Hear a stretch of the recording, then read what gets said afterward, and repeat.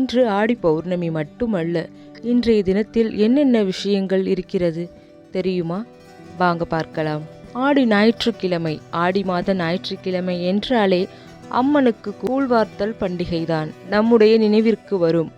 ஆடி மாதம் வரக்கூடிய எல்லா ஞாயிற்றுக்கிழமைகளிலும் அம்மனுக்கு கூழ்வார்க்கும் திருவிழா எல்லா கோவில்களிலும் வீடுகளிலும் பெரும்பாலும் விமர்சையாக நடத்தப்படும். வீடுகளில் கூழ் காய்ச்சி அம்மனுக்கு படைத்து வீட்டில் உள்ளவர்கள் அனைவரும் அம்மனை வழிபாடு செய்து அருளை பெறலாம். ஆடி மாத ஞாயிற்றுக்கிழமைகளில் உங்களால் இயன்ற உதவியை இயலாதவர்களுக்கு செய்யுங்கள்.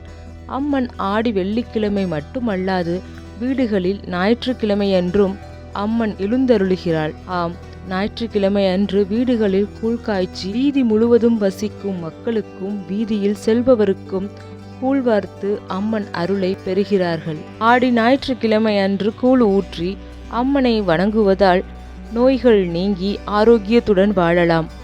ஆடி தபசு. ஹரியும் ஹரனும், அதாவது திருமாலும் சிவபெருமானும் வேறு வேறு அல்ல, இரண்டு தெய்வங்களும் ஒன்றுதான் என்பதை வலியுறுத்தவே கொண்டாடப்படுகிறது இந்த விழா. தமிழ்நாட்டில் உள்ள சங்கரன் கோவில், சங்கர நாராயணர் கோவிலில் ஆடி மாத பௌர்ணமி தினத்தன்று கொண்டாடப்படுகிறது. காசிப முனிவரின் மகன்களான சங்கன் மற்றும் பதுமன் ஆகியோரின் கதையுடன் இவ்விழா தொடர்புடையது. யார் உயர்ந்த இறைவன், சிவபெருமானா அல்லது திருமாலா என்பது குறித்து விவாதத்தில் ஈடுபட்ட இவர்கள் பூமிக்கு வந்து தெய்வங்களிடம் ஆலோசனை பெற்றனர்.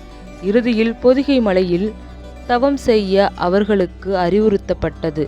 அங்கு தவம் செய்யும் போது சிவபெருமான் மற்றும் திருமால் இணைந்த உருவமான சங்கர நாராயணர் அவர்களுக்கு காட்சியளித்தார்.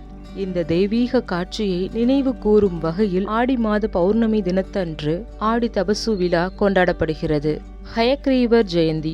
ஞான கடவுளாம் ஹயக்ரீவர் அவதரித்தது ஆடி பௌர்ணமி என்கிறது புராணம்.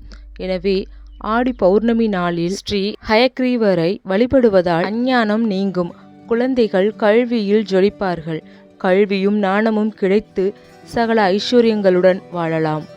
ஆடி பௌர்ணமி. ஆடி மாத பௌர்ணமியானது இன்று வீட்டின் பூஜை அறையில் அம்பாள் படத்திற்கு விளக்கேற்றி வழிபாடு செய்ய வேண்டும்.